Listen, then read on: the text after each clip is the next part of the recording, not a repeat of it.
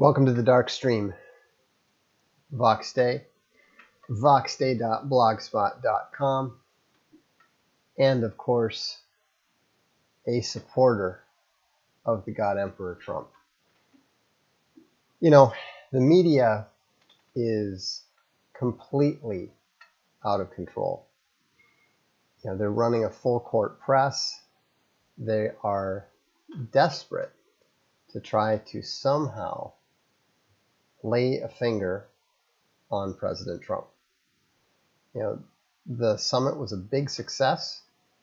He came in first to the UK and completely blew up all the plans of the Tory government to try to defang and derail Brexit. And it's been very interesting to see how he effortlessly managed to walk in and just completely blow things up there. But the press is trying to make a big deal now about how President Trump doesn't trust U.S. intelligence. And the reason that he doesn't trust U.S. intelligence is because U.S. intelligence is, number one, always wrong. Number two, isn't loyal to the United States. Number three, is part of the very problem that the president was elected to solve. And that is to break the power of the globalist deep state, which is deeply embedded in the U.S. federal agencies. And so what we're seeing here with the hysterics and, you know, the headlines that say Trump's darkest day and all this sort of thing is ridiculous. Now, maybe Trump wasn't quite ready for it. Certainly his reaction where he tried to sort of, they're claiming that he tried to back off his statements and that sort of thing. Maybe that's true, maybe it's not. But regardless, whether it is or not, there's no way that he should be backing off the fact that he doesn't trust the very people that, you know, have broken numerous laws, covered for numerous wrongdoing by the Democrats and other parties. You know, I mean, the whole idea that Russia intruding and interfering in U.S. elections is a problem when Israel does it constantly is just ridiculous. And not only that, but there is no country, not Israel, not Russia, not anyone, that is more guilty of interfering in the elections in other countries than the United States itself and the United States intelligence agencies in particular. You know, when you look at a old lizard deep state creature crawling out of the swamp like John Brennan trying to claim that Donald Trump is the traitor and that he's committing high crimes and misdemeanors. I mean, it's just absolutely absurd. You know, these people, I mean, the good thing about this, what I find encouraging about all of this, is that it sounds like the deep state is getting really, really nervous. I mean, you know, they are putting on a full court press in the media over nothing. You know, whether Trump trusts the, you know, professional agencies that are of dubious loyalty and less obedience to their executive branch master than they should be, than they're supposed to be. I mean, that's nothing. You know, I'm just, you know, maybe Trump is a bit worn out from his trip or something, because I'm a little bit disappointed that he didn't come back at it hard and you know, say, look, this is fake news. You know, of course I don't trust the deep state. Nobody should. I mean, who the hell trusts somebody like John Brennan? And so there's a question, does the CIA cause a lot of trouble in South America? Yes, absolutely. They've done it for decades. They've actually probably done it for well over 100 years at this point. Interfering in what were called banana republics was pretty much what the CIA did. Is that why there are a lot of Mexican migrants? No, that is nothing to do with it, to the best of my knowledge. So anyhow, I would encourage you to dismiss this stuff as desperation. Like I said, I think it may actually be a good sign because, the only good people around the president are basically some of his appointees and his military guys. That's an interesting question. George says, do you think that Trump is purposely distracting from the Supreme Court nomination? I don't think so. I mean, that was such a minor aside and such a petty little issue for the media to go after. I think that they just have nothing else to go on. Do normies dismiss this stuff as we do? No, but they don't care about this stuff the way that the media would like them to. They don't really understand what the issue is. The very idea that it's a big deal that the president would express a lack of full confidence in federal employees is not something that any normal person cares about at all. For me, the more interesting question is to say, why are they doing this? Why are they obviously attempting to spin this particular statement in such a over-the-top way? And of course, the bigger question is, why would Trump have any trouble dealing with it? If I were Trump, I would say, of course I don't trust the intelligence agencies. They've been disloyal to the people of the United States and to the U.S. Constitution for decades. Why would I trust them? Why do you trust them? I mean, he could cite example after example after example, of plans where the intelligence agencies were actually making plans to kill American citizens. This is not conspiracy theory. This is an absolute fact. You can look it up on Wikipedia. Look up Operation Northwood. They were trying to come up with an excuse to attack Cuba. And you got to keep in mind, the people that Trump was questioning are the same people who came up with the idea to assassinate Fidel Castro with an exploding cigar. So we're not exactly talking about, the America's finest here. They might think they are, but they're not. So, anyhow, I think that that what we know of the summit was a big success. I was very pleased to see him making to see Donald Trump making statements about how important it is for the two largest nuclear powers in the world to get along. That is something that is definitely upsetting the globalists. The globalists want Russia and the United States at war.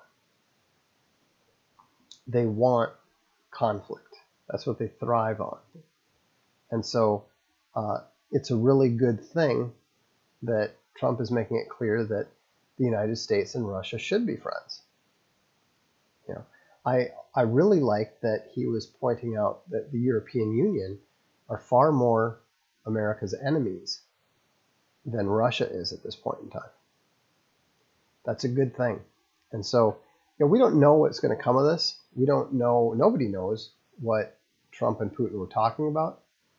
And so It'll be fascinating to see what comes of that. Do you think the CIA killed JFK after he decided against Operation Northwoods and talked away with doing away the CIA altogether? It's possible. I have no idea. I spend absolutely no time whatsoever on the whole JFK thing. It's just not of interest to me. Bill points out that Trump gave Theresa May a much-needed kick up the arse.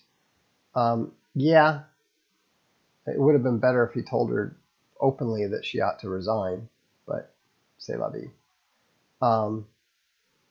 Someone else a peaceful poster pointed out something that I've said many times, and yes, I will remind you of that. Never ever try to judge Trump's actions in the first 3 days. Just wait and see what the plan is. Wait and see what the consequences are. Most of the time, he knows what he's doing, and often his words and actions are more effective than whatever explanation you can come up with to explain them. Jeremy says that the UK press is reeing hard about the EU comments. Yeah, I'll bet they are. They're a bunch of they're a bunch of EU would-be continentals, and so they hate the idea of Britain being a sovereign and independent nation. In the long game, will the next president undo all of these kinds of international reforms that Trump is achieving? I very much doubt it. The trend is nationalist. You got to keep in mind, I've been telling you guys this since before Anders Breivik shot up that summer camp. I've been telling you that the trend is very strongly nationalist and is going to continue that way for the foreseeable future, probably for decades, because the anti-nationalist pendulum swung in the globalist direction for about 60 years. And so every action sparks an equal and opposite reaction, and so the pendulum is just beginning to swing back. It's only beginning to swing back. Trump is the beginning. Trump is not the end of nationalism in the United States. The United States is actually behind the trend when you look at Matteo Salvini, when you look at Viktor Orban, when you look at the power of the Swiss People's Party, when you look at all the different nationalist parties across Europe, nationalism is much stronger than it is in the United States, where the predominant ethic is still the traditional civic nationalism. Will we see a balkanized USA in our lifetimes? Yes, I believe so, probably in the 2030s. I wonder what will happen with regard to the money Putin said Clinton took. Well, hopefully that's something that Sessions will be revealing at some point in time. Do you believe we will have another Mexican-American war? Yes. I believe that the American Southwest will seek its independence, possibly to join Mexico, possibly not. But either way, there's no way that they're going to be content to be ruled over by non-Mexicans when they have the numbers, when they have the right to self-representation and self-determination.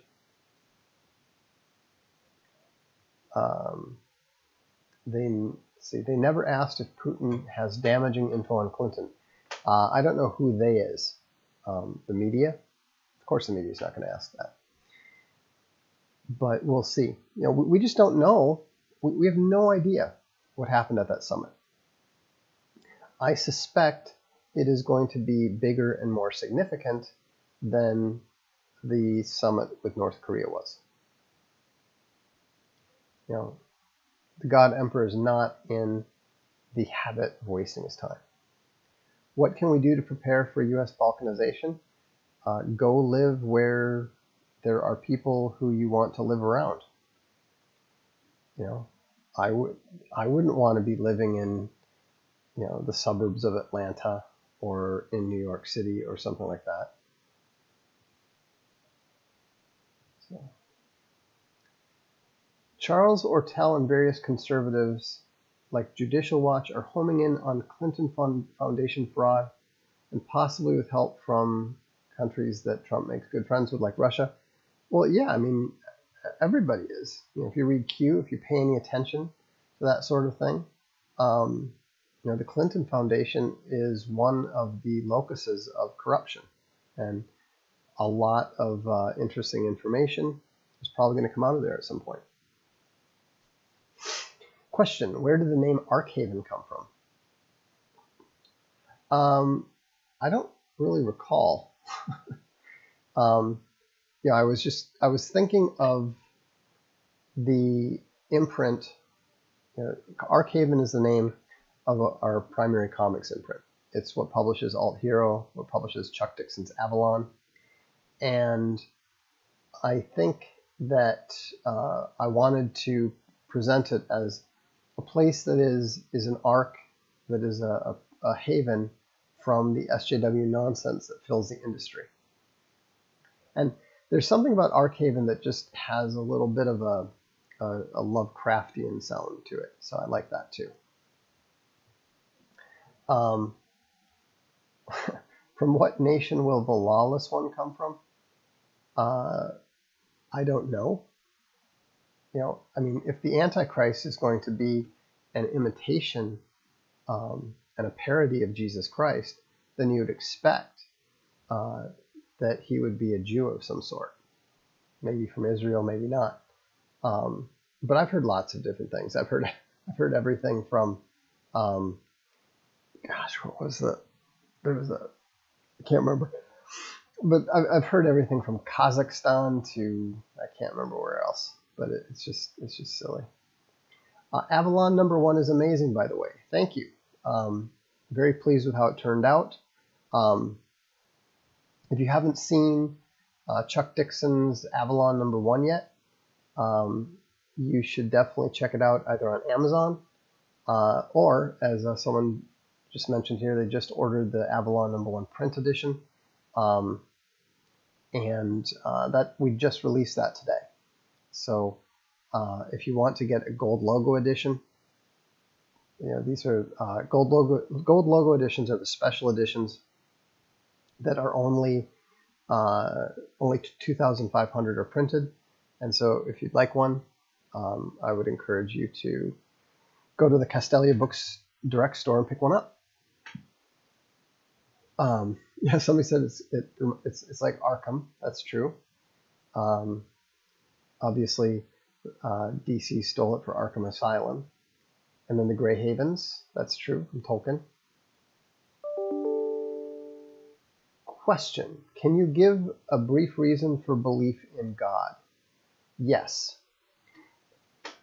Even if you can't believe in God, you probably can believe in material evil. Not just, you know, the way that the psychologists put it and that sort of thing, but I mean material, spiritual evil. God is that which gives you the ability to oppose that evil. Now, that may work for you, that may not work for you, but I think that you'll find that it's coherent. The biggest thing that people do not understand about Christianity is that Christianity is predicated on the existence of evil. If evil does not exist, then Christianity is false. So all you need to do to falsify Christianity is prove that there is no evil. Avalon is surprisingly diverse. I was hoping it would be whiter, to be honest. Avalon is a city. It's a fictional city, but it's a city on the eastern coast of New Jersey, and so it is being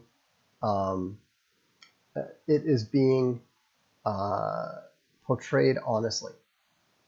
And that's, that's what Chuck's decided to do. And, I'm committed to supporting Chuck doing whatever the heck it is Chuck wants to do. He's a great storyteller, and I have total trust in his ability to use that setting to his advantage. I've already read, obviously, a number of the scripts, and I can assure you that the stories are not going to disappoint. So, Vox, you've gained my respect. Other than your lame comics nerd bullshit, your political commentary is great. Thank you. But just so you understand, I'm not a comics nerd at all. In fact, that's one of the reasons why the comics nerds are not terribly keen on me and are dubious, understandably, about Arkhaven, is because I'm not a comics nerd. And so the thing is, I'm into novels. I write very long epic fantasy novels, and comics is very new to me. It's different. It's an interesting challenge, and the reason that I'm doing it is the same reason I'm doing these videos. Many of you who watch these videos and are willing to listen to me talk to you on these videos, you're not willing to read the books that I write. You're not willing to read the blogs. I cannot reach you except through this medium. And the same thing is true of comics. Comics are actually a surprisingly influential method of cultural communication. And that's where archetypes and icons are created. And so people have been encouraging me to get into them. We tried it, and it worked. It's worked out pretty well so far. We are going to be one of the big three sooner than everybody thinks. Any advice for navigating life as a high IQ person? Yes. Don't confuse your potential for actual achievement. Get over yourself and practice communicating with normal people. Learn how to communicate with normal people. What's the difference between them and Jews like Kreveld? Well, I think the main reason, well, first of all, Martin van Creveld is not a religious man. So he has nothing in common with those who follow the religion. But the main reason is that I would say is that Martin van Creveld is a nationalist. He's not trying to fix the world. He's not trying to rule the world. There's a lot of Israelis who are on our side. They just, they've got skin in the game, just like everybody else. They've got their nation, just like everybody else, and they want to build it up and make it a better place to live, just like everybody else. They're not trying to tikkun the olam. They're not trying to rule the world. So it's a mistake to judge an entire group of people by their elites or by their worst examples. Sorry for being a Philistine. Video is such an effective way of communicating, though. It has its points. I think that books are a much better one. You can't do video. You can't watch Aristotle on video. But 2,400 years later, we can still benefit from the wisdom he shared with us. Is a civil war in America inevitable? In some form, yes. And by when? By 2040. I expect it more in the 2033 timeframe. Corporate Cancer is coming along. I'm going to have it out in August. Your opinion on a man with a 140 IQ marrying a woman with a normal IQ? I think that's a good idea, and I think that is normal.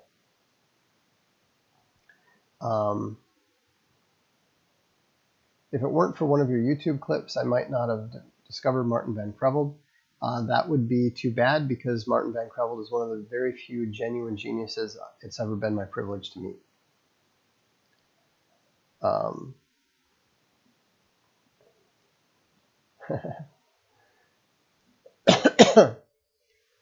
Why hasn't the right already built our own economy to support ourselves with?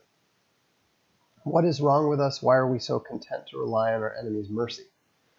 Well, the number one reason is that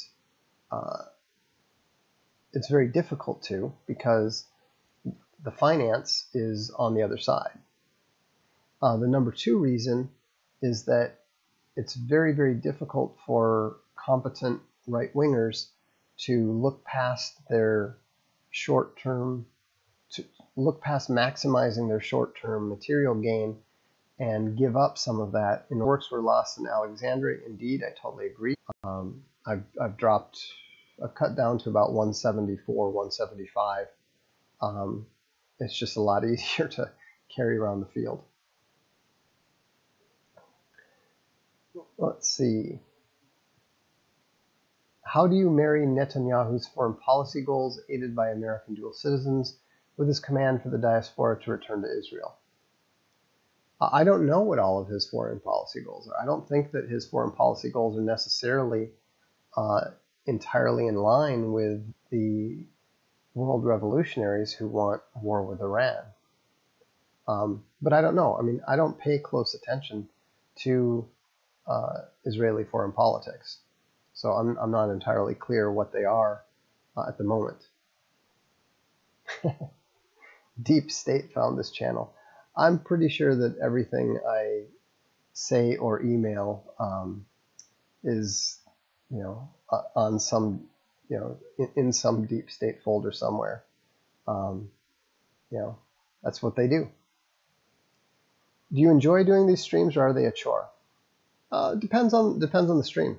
I mean, it's a chore to do it regularly, but sometimes it's fun to answer questions. Sometimes it's fun to discuss things in this way.